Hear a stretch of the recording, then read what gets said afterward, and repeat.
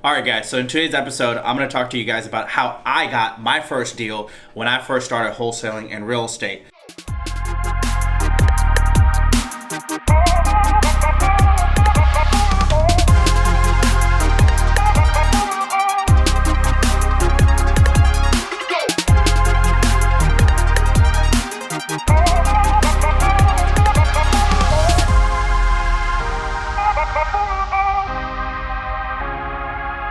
It is true to a certain extent. You can get a real estate deal with no money and no credit. And I'll tell you guys how I actually acquired my first real estate deal.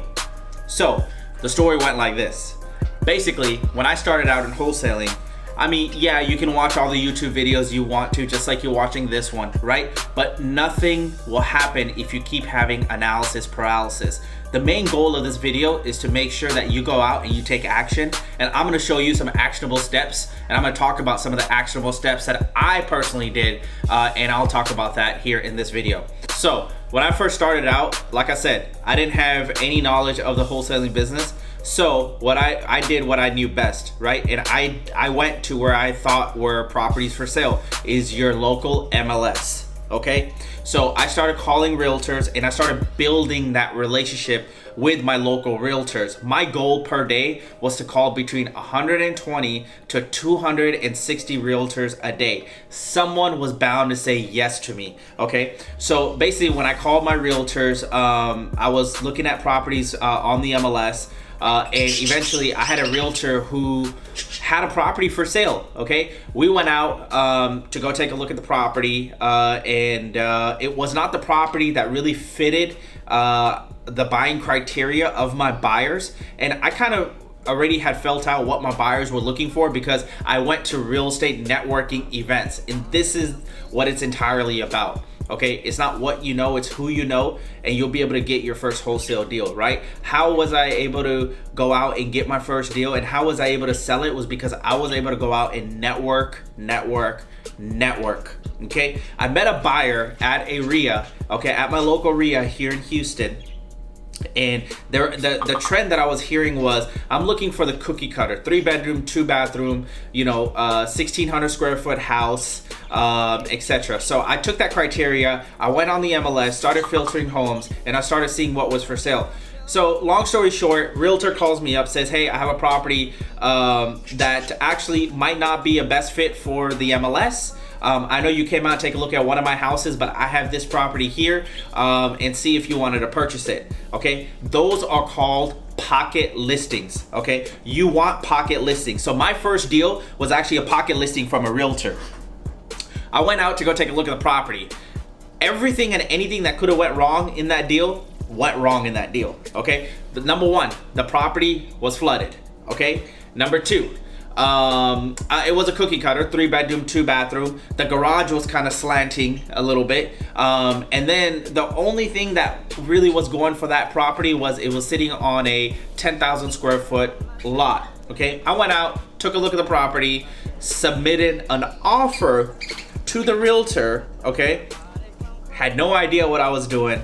I went ahead and did it. Submitted the offer. Sure enough, it looks like the seller actually accepted the offer. Now I'm like, holy shit, what do I do? I've got an offer, seller accepted an offer. I'm like scared and trembling. Is this an actual real contract? Am I legally bound to this contract now? Do I have to buy this house with my own personal money? Remember, when I started in real estate, I didn't have no money and no credit, okay? And that's kind of pretty much it. So I wanted to go over, like I said, this is the steps that I'm going over, and I'm going to talk to you about it and how I did it, okay? So I went out, took a look at the property, we got it under contract, and I started whoring out the property and pitching that property at every single networking event that I went to. Eventually, a buyer actually reached out to me from a networking event saying that, hey, I'm on your buyer's list and I saw this property, I want to go ahead and take a look at it. Perfect, okay? He called me, he said, hey, when can I take a look at the property? The salesman that I am, I said, now or never. What time do you want to take a look at the property today? 2 hours later, I met the guy at the freaking property, okay? The property was pretty much to its studs. It was sitting on a big plot of land. I mean, 10,000 square foot seemed like it was so big to me back then, right? But that was my selling point. So anyways, the buyer was ready. He brought earnest money. He cut me a check for the earnest money. I had the assignment of contract. We did the deal. Okay, how did we do the deal, and why did the buyer do the deal with me? Is because I built rapport with that buyer. Okay, of course he was a white gentleman, drove a truck. We talked about guns a little bit. We kind of gelled in regards to that. Talked about government, and talked about this and that. And I was just building rapport with the guy, right? And sure enough, he wanted to do the deal. He said, "I'll go ahead and take the deal, Ron, because I do know the area. I do like the property. As long as everything matches out, I'll go ahead and close on this deal." Fantastic, fair enough. Okay, so what we did was we went ahead and opened escrow at a local title company here in Houston called Patent Title Company. Okay, if you guys are in Houston and you're not using this title company, you're literally missing out. Phenomenal title company. Hit my boy Glenn Sherrock up. He'll definitely take care of you. All right, guys. So I'm gonna go over some of the issues that we had. So we opened title. We're trying to make sure, we had already title open. I signed the property over. Like I said, there was issues already in this property that everything and anything that could have went wrong in this deal, it happened, right? So sure enough, title came back. It was not clear. Okay, there was an issue on the survey. So it looks like there was issues on the leaps and bounds.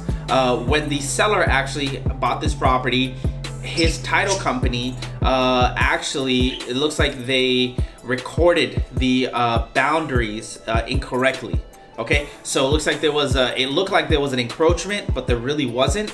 So that's one issue that we actually had. Okay, the second issue we had was this house was in I believe it was a 500-year flood zone. Okay, so what happened was that some lenders do not finance properties that are in a particular flood zone. Okay, and that's just because the property keeps getting flooded over and over again. So then the lender says, well, we're not gonna lend on this deal because it is in a high likely flood zone. Okay, so now we got encroachment issues. Okay, survey issues, right? And then we also have the flooding issue. So looks like the funding issue. The guy can't even get money for his deal, and I'm sitting there thinking like, oh man, like what's gonna happen to my deal? Do I had already cashed that. I already had cashed that earnest money because I had to pay rent. I mean, diapers ain't cheap. It is what it is. All right. So I had already cashed that money. I'm afraid, like, oh my God, how am I gonna come up with this guy's money now? What is gonna happen? All the worst things I could have thought of. Those were happening to me. Okay, long story short, so what happened was, I'll go over in detail what happened with that property and that land lot. So it looked like he actually had the property on the house. It was a total of 10,000 square foot house. Okay, the property was only 1,600 square foot, which left us at a balance of 8,000 and some other square foot. All right, so it actually had looked like that the only property that was recorded was just that 1,600 square foot. The buyer threatened to back out. Oh my God. So he's like, hey, if I can't get this property, the property next to it, I'm not doing this deal, right? And then he brought up issues as this lot was advertised, this lot was advertised in the marketing, which is correct. The total lot size was a little over 10,000 square foot. We had to work throughout the issues. Patent Title had my back along the way. They worked with the seller's old title company to make sure that all the issues were taken care of, which is phenomenal on their part. Okay, so a new survey was ordered on the property, and then they basically fixed everything that was incorrectly recorded on the previous recording of title, okay, on the property. They got the issue fixed. Okay, we go to closing, and then we have delayed funding. Oh man, I got rent coming up. We have, of course, we got to make a living, right? I'm afraid of what's going on. Do we, is this deal even gonna fund, etc., etc. Long story short, even after all those trials and tribulations, the buyer still came through because he saw how hard I was working to make sure that the deal had gone through. My first wholesale deal, I made only $5,000. The reason why I say only is now because we're averaging way above that, okay? But at a time in my life, yes, just like some of you right now who are viewing this video, $5,000 is a lot of money to some of you guys, right? It's still a lot of money to me because every single dollar counts, okay? So the moral of my story is, guys, you gotta go out, you have to network with people, okay? You have to be able to build a relationship with your buyers, okay? You definitely gotta know your product. If you're selling a house and you gotta go walk, touch, feel, smell, make sure everything is on the up and up, because when this property was actually sold to me, I was told that, some of the issues were actually fixed.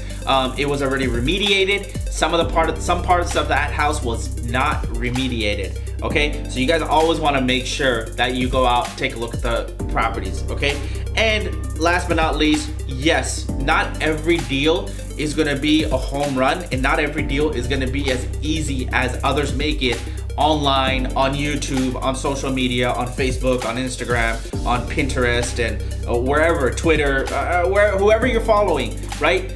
You have to remember, they started from somewhere, okay? Everybody talks about their successes. No one talks about their failures, right?